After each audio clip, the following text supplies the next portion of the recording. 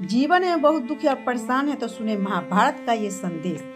नमस्कार दोस्तों, स्वागत है आपका हमारे चैनल में। महाभारत की युद्ध की शुरुआत से पहले का यह प्रसंग बेहद महत्वपूर्ण है। यह घटना उस समय की है जब दुर्योधन अपने बड़ों से विजयश्री का आशीर्वाद लेने जा रहा था। मामा शकुनी के कहने पर उसने यह निर्णय लिया कि वह अपने परिवार के सभी प्रमुख सदस्यों से जाकर आशीर्वाद प्राप्त करेगा। जब दुर्योधन माता कुंती के पास पहुंचा तो उसने हाथ जोड़कर प्रणाम किया और कहा, प्रणाम छोटी माँ।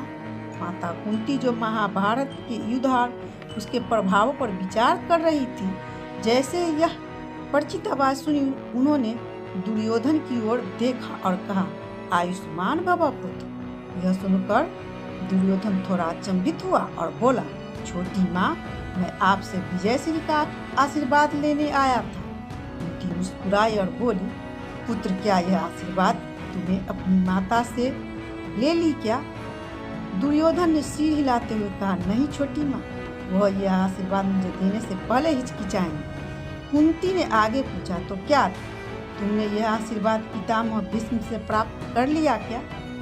दुर्योधन ने उत्तर दिया, पितामह तो मेरी सेना के प्रधान सेनापति हैं, मैं इसे ही उनका आशीर्वाद मानता हूँ। कुंती ने पुनः पूछा, और पुत्र आचार्य द्रोण और कुलगुरु कृपाचार्य से क्या तुम्हें यह आशीर्वाद प्राप्त हुआ?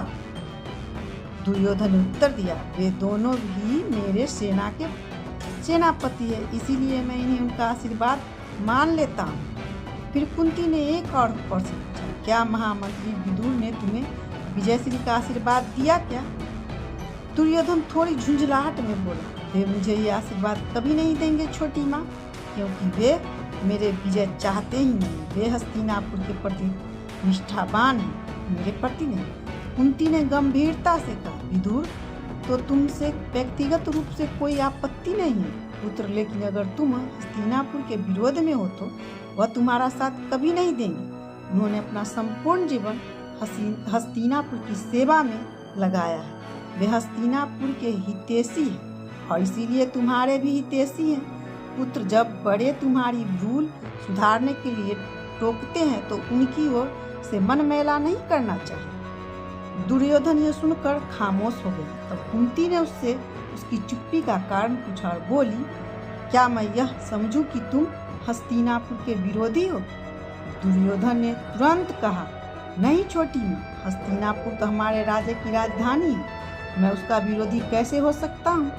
कुंती ने तब गंभीरता से कहा, हस्तिनापुर केवल एक राजधानी नहीं है पुत्र, यह तुम्हारे ज्येष्ठ भ्राता के समान है। इसे सिर्फ एक नगरी समझने की भूल मत करो।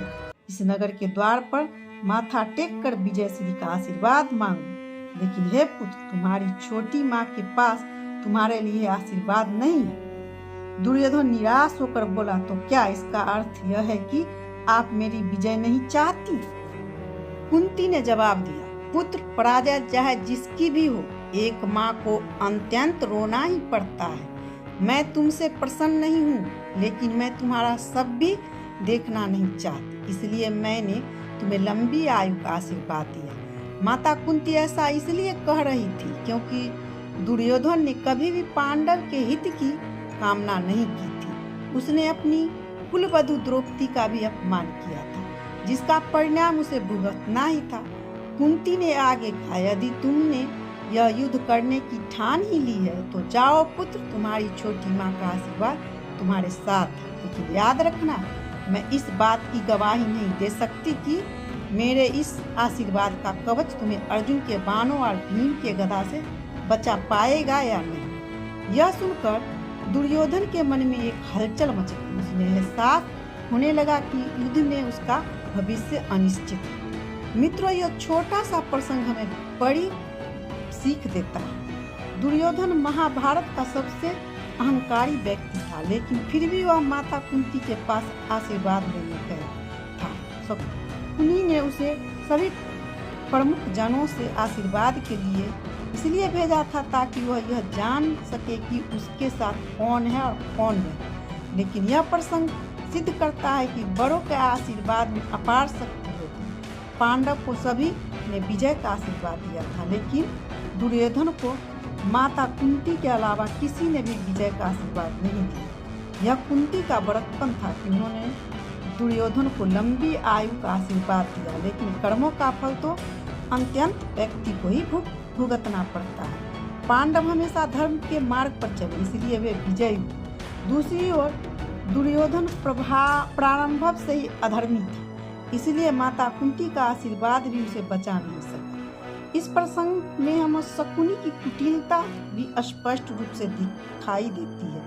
उसने दुर्योधन को जानबूझकर उसके सगे संबंधियों के पास भेजा ताकि उसके मन में घृणा और बढ़ जाए। शकुनी चाहता था कि दुर्योधन को यह महसूस हो कि उसके अपने ही लोग उसका साथ नहीं दे रहे, जिससे वह युद्ध में और निर्दयी बन जाएगा। उसका परम उद्देश्य हस्तिनापुर का विनाश था। उसने इसे पूर्ण करने के लिए हर संभव प्रयास किया। दोस्तों, यह बात कुंती और दुर्योधन के बीच का संवाद। उम्मीद है आपको यह प्रसंग पसंद आया हो। यदि वीडियो पसंद आई हो तो इसे लाइक करें, अपने दोस्तों और रिश्तेदार में शेयर करें। हमारे चैनल को सब्सक्राइब करना न भूलें। राधे राधे।